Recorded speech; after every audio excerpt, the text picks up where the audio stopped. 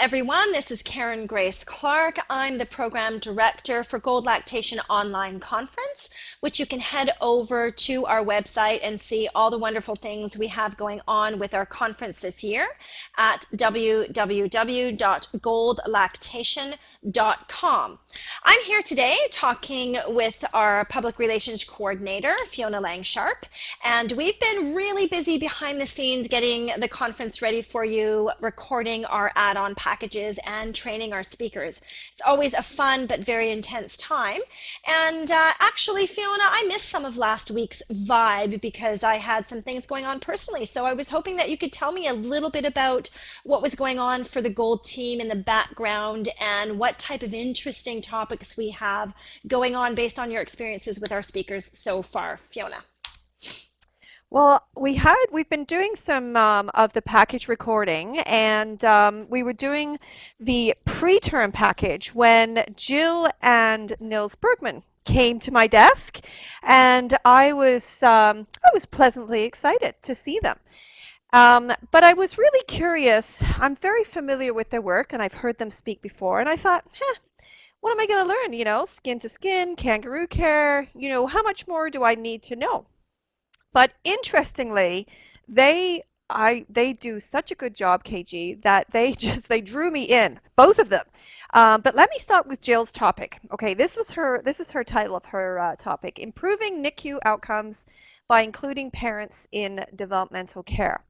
Now, I don't work in a NICU. I don't spend a lot of time with preterm families. However, I was drawn into her conversation about this and the importance and value of, you know, getting involved with these families and really supporting them, and the value behind really slowing down this process, because the outcomes are so great.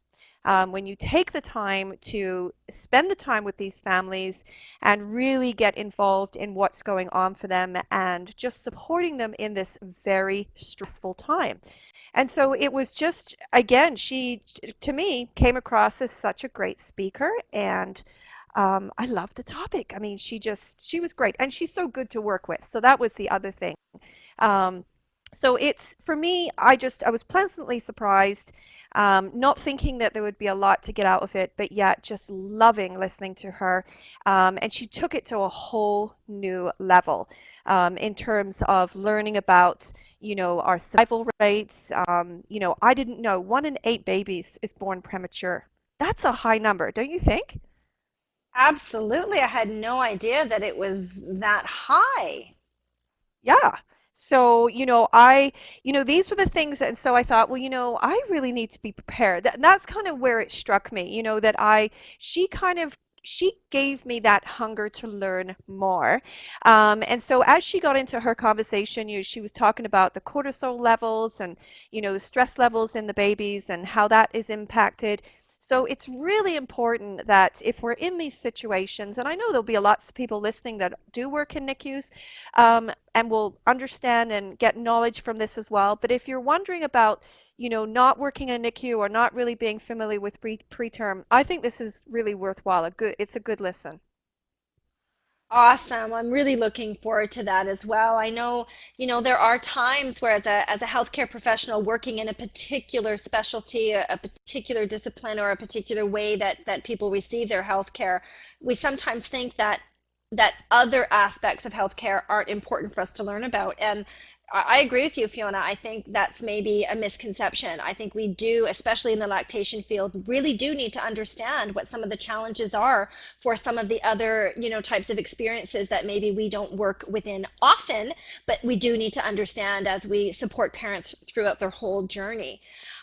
You know, I actually was working with Dr. Frank Nice today, and he is giving a presentation on domperidone, which, of course, as we know here in Canada, it's very easy to obtain domperidone for the breastfeeding mom, you know, to help build her milk supply. We don't have any limitations with respect to that at all. And as a matter of fact, in some places in the world, I'm given to understand that you can actually obtain this medication over the counter, although it's probably in a much lower dose. But, you know, Dr. Frank Nice, you know, is presenting, you know, what some of the controversy in the United States is with respect to this drug, because it's really hard to obtain there for a lot of people. Although he said something, Fiona, about orphan drug status, and about how orphan drug status, he's going to has domperidone has reached that status in the USA, or something like that. And I thought that was really interesting, don't you? Well, what the heck is orphan status? What is that? You know what? That's a really good question, Hold on. and I don't actually know. Not being a pharmacist or a physician, I don't know what that means. But what I do know is he's going to tell us. He's going to tell us what that means, and he's going to tell us why it's important. And moreover, in his presentation, he's going to tell us, why, as healthcare professionals, whether we're physicians or lactation consultants or nurses or midwives, why we really need to understand why this particular medication is an important, tool for that breastfeeding mom, especially when that milk supply is at question. So, and you know what, I gotta say, and I know I've said this before, and I'm beginning to sound like a broken record, but Dr. Frank Nice is honestly one of the nicest men I've ever come to know. He's such a joy to work with. He's just such a sweet, genuine person, and he's a really great presenter. He gives a lot of really thorough information, and he just wants to put it all out there for everybody. So as a speaker, he's right up there. He's absolutely right up there. I really enjoy him a lot. I really enjoy his expertise and his information. And I really do hope that, people will register for the conference to hear his presentation. It's an important one. What else, Fiona, stuck out for you this past week? Well, along with with Jill Bergman, we had Nils Bergman, and again, this was a really pleasant surprise. But let me tell you about Nils, who again, fabulous to work with, but he has 243 slides in his presentation. Wow! Did you hear that? What? 243. So it's a movie.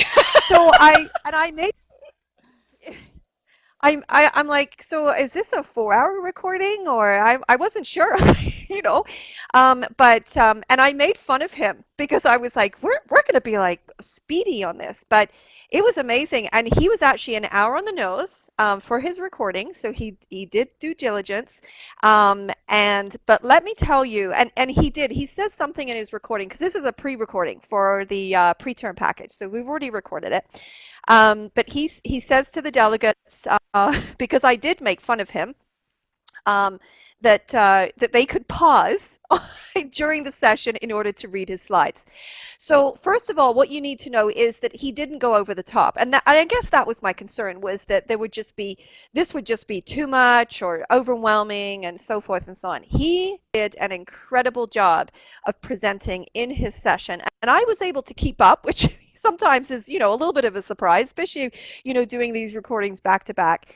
And again, he had the ability to draw me in. I felt like I was drooling just a little bit over his message. So his topic, as you can see on the screen, understanding resilience, why a preterm needs its mother. And as simple as that sounds, he got into the scientific evidence, and that's what people are going to love about him.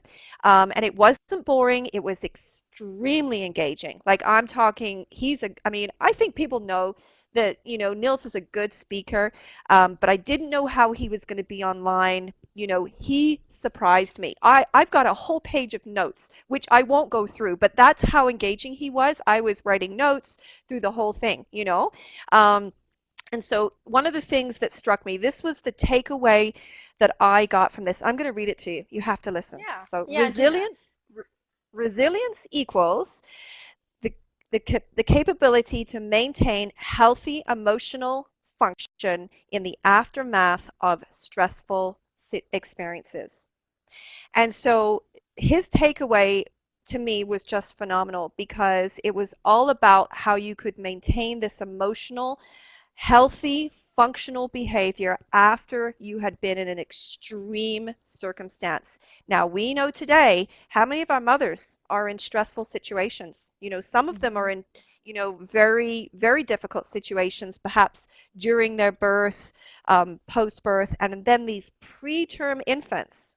So it was amazing to listen to all that he had to share and give us. So I'm telling you right now, you're in for a joy ride with Niels Bergman's presentation. It's going to be good, but you will need to probably use the pause button. But this is what I said to Niels. I said, you know what? This is one of the advantages that we have at Gold Lactation is that you can listen to your recording more than once. And at the end of the day, if you've got 243 slides that you want to share with us with all of your beautiful information, you go for it. And so he was really happy, you know, he was excited. And the fact that he'll be in the forums talking to people, and people will have a lot to ask because it's just, I tell you, it's jam-packed, jam-packed. Awesome, awesome. I'm really looking forward to that. And you know, we've talked about this in the past as a team. We need to get those speakers who are part of our add-on packages, which are recordings only. We don't present them live like we do with our main conference. But we need to schedule those speakers to attend a live question and answer session, so our delegates can actually log into that and ask some of the questions that are sort of burning for them, you know, after they watch the presentation. So we're going to get that coordinated, aren't we, Fiona? I think so, because I think that then they could, even if they just had their presentation, they could go and look at slides, because people are going to comment a lot on his slides, right? And they're well developed and they're very good. You know, there's no wasted effort there at all. So yeah, we definitely need to do that. Get that on the list. Yeah, for sure, for sure. We're going to do that for sure.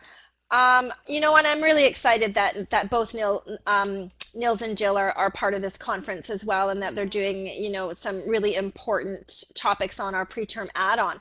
But you had also mentioned wanting to talk a little bit about Laurel Wilson. So go ahead and tell me what struck you with respect to what she's got going on. Bring up a picture of her. Look she's she beautiful? Oh, she is actually. I know, and she's got lovely picture. Two grown young men or something, and I'm like, seriously? She doesn't look a day over like what, 32? I was like, seriously? I remember when we met her in person in Melbourne last year, and I was like, wow, she just seems so sophisticated, and you know, so yeah, we're just crushing on Laurel just a little teeny tiny bit. I know. But, well, go ahead and tell me what struck you. Okay, there. So her first topic, she's actually speaking in 2 sessions for us, and you'll see that they're 45 minutes long each. Her first topic here, as you can see, is epigenetics and breastfeeding, and this is just a smart topic, because this has grabbed her in her life, like in her personal work and her life, so passionately. It's contagious when you listen to her. Like, so I haven't heard her presentation, but I'm going to it. I mean, I would go there even if I wasn't, you know, type of thing, because she's at the point now in her field, in her work. She said to me today, this is a quote from her, I'm going to tell you right now. She said, I'm in the grocery store and I want to share what is happening. You know, that's what she's like. You know, I want to go over and tell that mom who's breastfeeding, you know, what this is actually doing and the impact that it's having long term. And so you just couldn't help but smile. I did a little interview with her, so go online and listen to it. It's on our YouTube channel and it'll be up on our website as well. And even that was fun to do with her, because of her enthusiasm and her passion of where she's at in this topic. And so I loved hanging out with her. I was like, oh, I could have talked for ages about her. It was, you know, and with her, because it was just so great. Wow, that's awesome. Then, like, your enthusiasm is really catching. And I'm like, okay, count me in. Oh, she's like that. Put up her other slide, because I'm just going to tell you real quickly about her other topic, which was, let me see her. Okay. Yeah. There, milk sharing, that one. Yeah. Oh, yeah. Yeah. And this is what I said to her. So first of all, I said, okay, Laurel, you've got juicy topics. This is what I talk. This is how I talk to our speakers. You've got juicy topics. And she does. Milk sharing, the conundrum, the gray area between scope and need. So again, you know, don't you think this is a hot topic? It's totally a hot topic. Everybody's talking about it, whether they love it or hate it. But the fact is, I they're know. talking about it, and it does seem to be like there's a real extreme there. There's the lovers, there's the haters, and there's that huge gray area in between. So timely, Yes. timely, timely, timely. Very timely. So she, again, so I thought maybe she would kind of wean a little bit when she got to the second topic. No, her enthusiasm about this too, because I asked her, I said, okay, tell me why you got interested in this. And again, go listen to her interview because it's great. And again, I'm not going to tell you everything that she said, but I did comment on how she sounds and her enthusiasm and the dynamics of, where she's been and what she's looking at. I said to her, you're somewhat of a detective. That's what she's like. I mean, she will work at no lengths to find out information about a topic that she's studying, and that she's passionate about. And she just really felt like instead she's all about informed consent. And so, this is the thing for her, is that rather than sweeping this topic under the carpet and just saying no, or just forgetting, not to mention it or talk about it, she believes it needs to be out in the open, that people need to be informed, and they need to be able to make a good informed decision. And I said, absolutely, of course. I mean, isn't that what we're all about? But yet we've kind of like, ooh, it's a little gray. I don't know what to say. I don't know if I like that. I don't know if it's safe, or, then you hear people talking about it. So she's got a lot to share on this topic. It's going to be worthwhile listening to as well. Excellent. Really, really glad that she's part of our speaker roster this year and giving two different really awesome, juicy topics this year. Yeah, I love that. And you're right. You're bang on about that. Now, I think there's another speaker here that I wanted to touch on. And of course, as the next week goes on, we'll do a couple more of these interviews between us and talk about some other people. But I just wanted to talk a little bit about Cynthia Good-Mojab. We were training with her today, and I got to delve a little bit into some of the things that she's going to be talking about.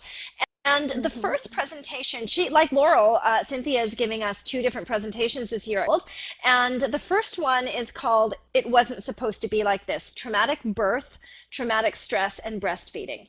And, she wanted to point out there, and our interview talks a little bit about this. And just as a reminder to all of our listeners, all of our speakers do give us a little bit of an interview to introduce their topic and let us know what it's all about and why it's an important part of healthcare education. And so I do want to encourage everybody to head over to our YouTube channel, or perhaps go onto our website and find the speakers that way, and have a listen to the interview. But nevertheless, she said that she's noticed that postpartum depression is definitely up there on the radar, and that healthcare professionals and even mothers themselves are self-diagnosing that postpartum depression. But she was suggesting that may be misdiagnosed in some of these cases, where it's perhaps not postpartum depression, it's trauma, it's traumatic birth, it's traumatic stress, it's that, and it's how that trauma affects breastfeeding. And that's one of the important things that we as lactation consultants and healthcare providers need to think about when we're working with mothers who maybe aren't having the experiences with breastfeeding that they want to have.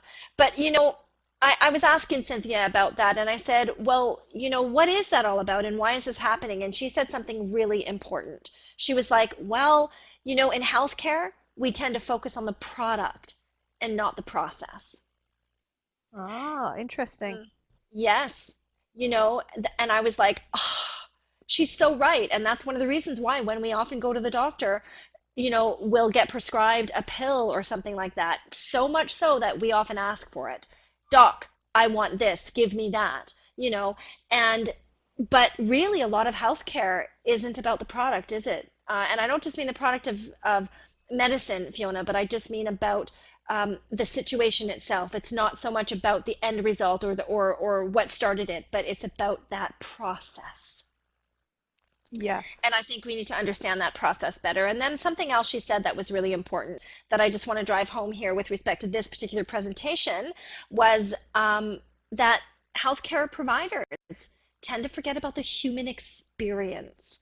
You know, they so, especially when it comes to birth, especially when it comes to the outcome of birth, we're so focused on the technology and getting that baby out and making sure that baby's healthy in the end. We forget Right. about the human experience, and that human experience means everything to that mother who's giving birth to that baby. And I thought, bang on, bang on. We have to hear about this. As healthcare providers, as lactation consultants, nurses, midwives, doctors, we have to understand that process. We have to understand the trauma that happens when that process does not happen the way that feels the most wholesome for that mother. So really, really important presentation here. I'm going to scroll back on my screen here and just click on the link to her other presentation and just talk about that really briefly, because again, like, these are juicy topics too. I feel like Laurel doesn't have the monopoly on juicy topics. Sorry, Laurel. Cynthia has some juicy topics too, because listen, Fiona, listen to this one. Unpacking the invisible diaper bag of white privilege. An overview of racial inequities in breastfeeding support. Did we not just get a letter from the International Lactation Consultants Association, who is working with the International Board of Lactation IBLCE. I'm stumbling over my words at the end of my long day, but they're working together, and they all just sent us this letter saying, hey, we've got this lactation summit happening at the end of July, and we're going to talk about racial inequities and why it's so difficult sometimes for people of different races to actually become lactation consultants. And I was like, whoa, you know, whether it's happening from the healthcare level, from the mother level, from the baby level, the birth level, breastfeeding, it's all interrelated. Don't you agree? Oh yeah. I mean, it's endless, just endless. I'm really, I want to hear more now. I was sitting here going, okay, fine. You got some juicy topics, Cynthia. Okay. We do. I'm in. We do. This is a good one. This is a good one. And you know, what she pointed out to me was that it's why this is an important topic for healthcare professionals to understand and to delve into, okay, is because there still are so many healthcare professionals who are white or Caucasian or come from that European background. And what happens, and I know this because I work with that minority of the First Nations people here in Canada. And that's just one of many different kind of minorities, but it's taken me 4 years, almost 5 years, to really begin to understand how they respond to the things that are said to them by the people who provide them their health care, you know, and how they make the decisions they make. And Cynthia said something really important, and it was the concept of not like us. And what she said was, we must understand the needs of those people who are not like us. We must understand as healthcare professionals how people who are not like us, and that could be, you know, and I don't just mean the white people who and other people who are not like us, it could be turned around the other way too. But in this particular presentation, we are dealing with that white privilege of healthcare. And, you know, if we're going to be good healthcare professionals and we're going to give healthcare to minorities and really help them get the care that they need, we have to understand what those needs are. We have to understand how they best receive care and how they respond to it, and what all the idiosyncrasies are. So I think what Cynthia is doing here is really important and really bang on, and I hope people will register to listen to this particular presentation. You know what, Fiona, before we go, let's just talk briefly about the tongue-tie add-on, because this past week you were recording with a lot of the speakers that have presentations for our tongue-tie add-on. Tell me about what you learned there. Oh, bring up their pictures. That's right. So I'm a very visual person. I like to see that. By the way, I just want to say that you need to change your name on the side there, because see what it says? It says Alexanne, just so you know. Oh. Okay, well, I'll do that later. I'm not Alexanne. Okay. I'm Karyn-Grace Clark. Everybody knows that. But just so, anyways, just so people know. Just so people know. So okay, so here's our add-on for the tongue tie. So you've got Alison Hazelbaker there, Bobby Gahiri, Edith, James, or Jim, as he likes to be called. Yep. Melissa, I haven't listened to yet. I get to meet with her this week. And Renee Beebe, she brought it home yesterday, I think. Oh, no, it was on Friday. I got to do hers. I was going to think my weekend just disappeared there. Okay, so let me tell you briefly about Allison. Allison, of course, did an amazing job, and you're all going to love that. Bobby Gahiri, very popular right now. Lots of social media going on for him. Not going to be disappointed. Diagnosis and management of tongue-tie. He was an easy listen, and you're going to enjoy that. Edith is talking about a new tool that's coming out, so you're going to learn more about that in her session. Jim, or Dr. James Murphy, he's got stellar pictures. So if you're looking for visually pictures, of tongue ties, he's got great pictures. He did a great job. And so then that leaves us with Renee. So interestingly, this is her topic. You're going to like this. Are you pulling them all up there? Okay, there you got it. So she helping parents navigate the roller coaster ride of tongue-tie and breastfeeding. So this brings, of course, because we're getting quite familiar, with the tongue-tie scene, and we're learning, we're hungry, we want to know what's new, what's happening. But this, of course, is now an added component to our work, because we're having to deal with these families, not just short term in terms of, go get your, if you can get it clipped. Most families have find a way to either get clipped by laser or by scissor. But now the aftermath, and we know again what we should be doing afterwards is supporting them. We're getting lots of skill base on that, lots of teaching going on, and that's a lot of what Allison's talking about.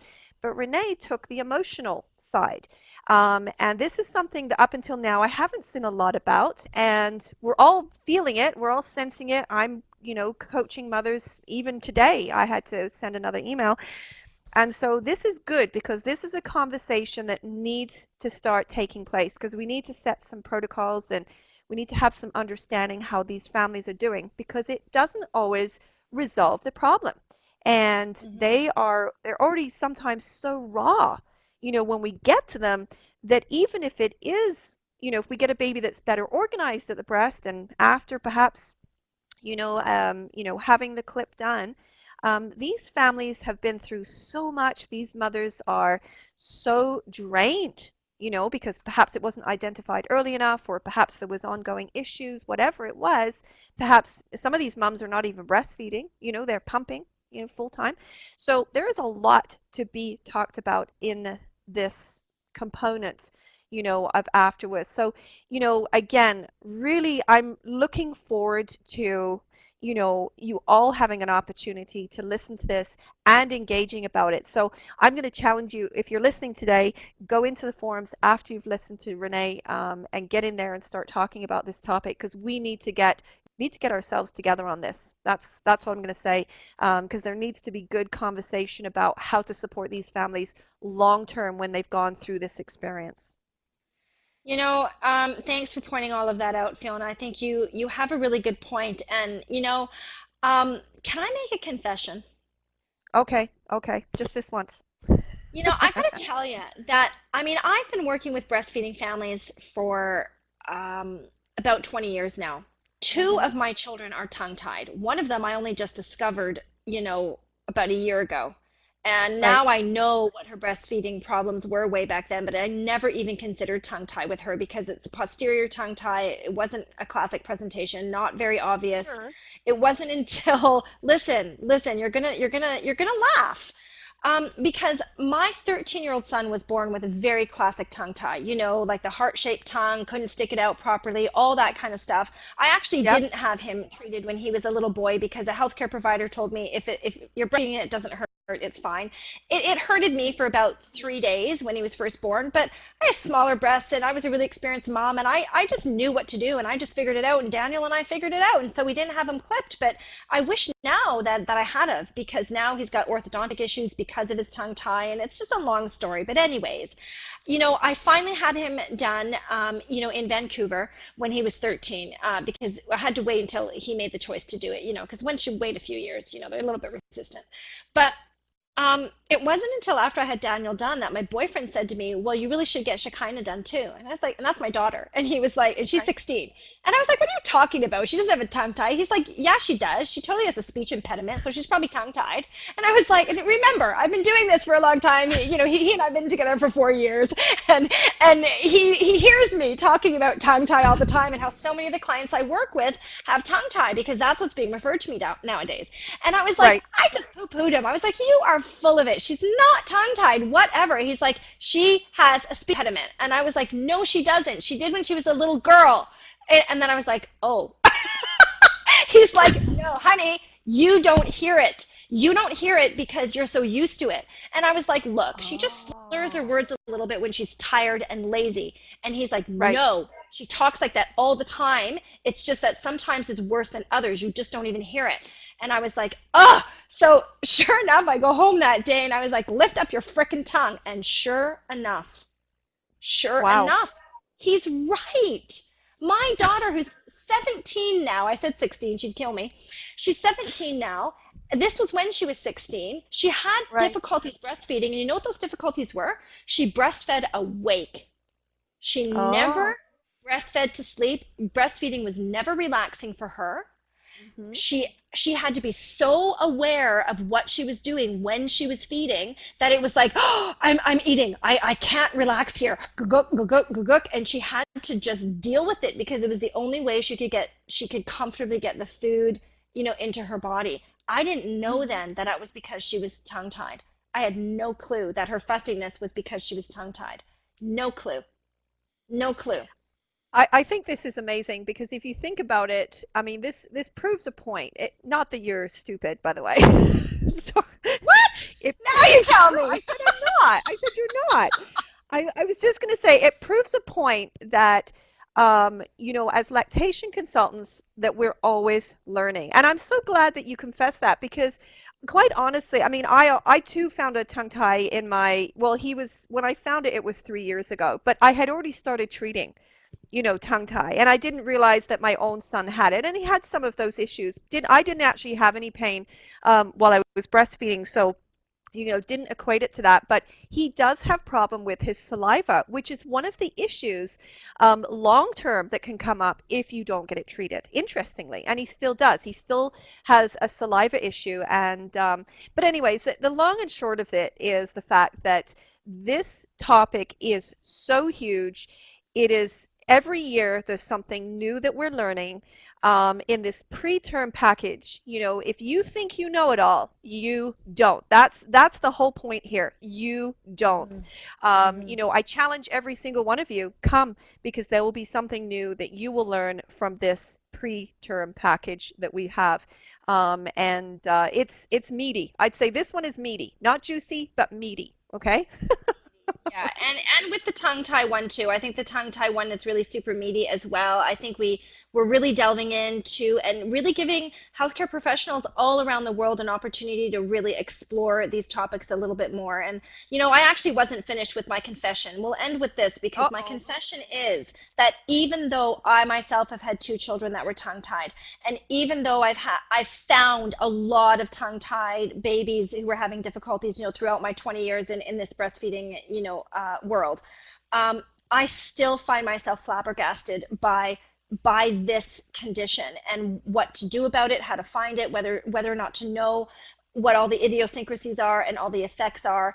And I don't find myself to be an expert in this at all. And if I, as somebody who knows tongue tie very well, don't feel like I'm an expert and still have so much to learn, I can only imagine how much everybody else also has to learn. So that's my confession. I'm really looking forward to this series of presentations with this tongue tie add-on because I think it's crucial information. So with that, Fiona, I think we should probably end our little chit chat here today, but I'm just going to head over to the home page here and remind everybody that we do have our keynote reservation up online for you, which is going to be on April 14th. And you can see that I've just clicked on to the keynote page where you can put your name and your email address in. And we really do need your name and email address. So please sign up for that so that we can send you the link so that you can attend our keynote presentation with the wonderful and awesome Nancy Moorbacher. She is such a wonderful, wonderful person. I had the extreme pleasure of meeting face-to-face a couple of times at some conferences that we've been to, and she's really just top-notch. She presents the information just so cleanly and clearly. She's just an expert in the field of breastfeeding, and I'm really looking forward to hearing what she has to say about what mothers need to breastfeed exclusively. So Fiona, thanks so much for chatting with me today, and we'll be in touch, hey? Yeah, it sounds good. All right, and bye everybody.